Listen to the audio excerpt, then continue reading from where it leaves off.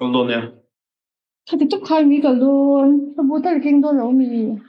Ê, ta hay làm kim cái lo, kim lẩu mấy nang ni chandam fa te thoru zathum som ko le pariat na lo sa hawangu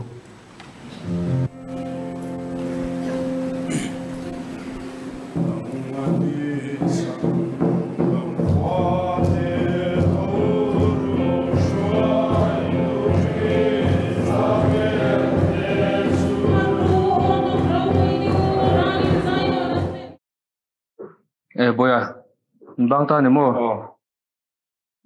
Có phải thế, đã chào được rồi chứ. Ô, chú về lúc la hi.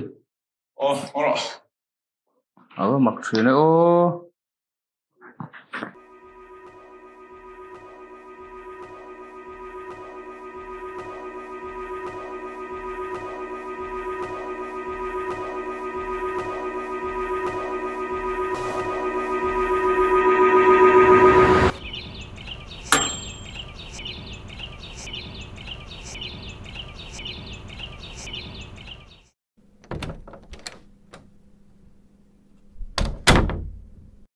Mấy đô lẩu mi?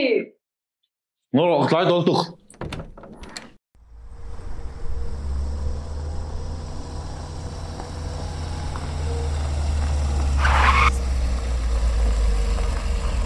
Đi vào về, nghe công an được chưa? Đang phố phone phăng đi kha. Cùng November, sa, ralma, kan zong ini ang ayah wangin, purin tua ngahi, Mawlh là turin kan tia, ani malak na te report, peturin iloso mangu.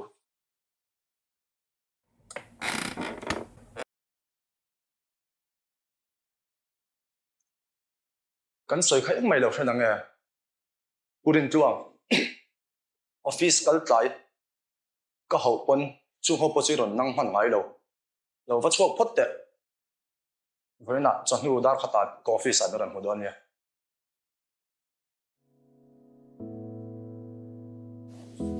Cái ngày tuổi tiền đó chú có ai này, thì em phone nên cái nó thì bồi rồi, mấy chú thì lo, cái gì nó lại mình muốn nó bóc cái bồi nó bèo chú phone nên cái nó cái suy lúc tụi kia thì bèo rồi mấy, xem chắc tung về đấy.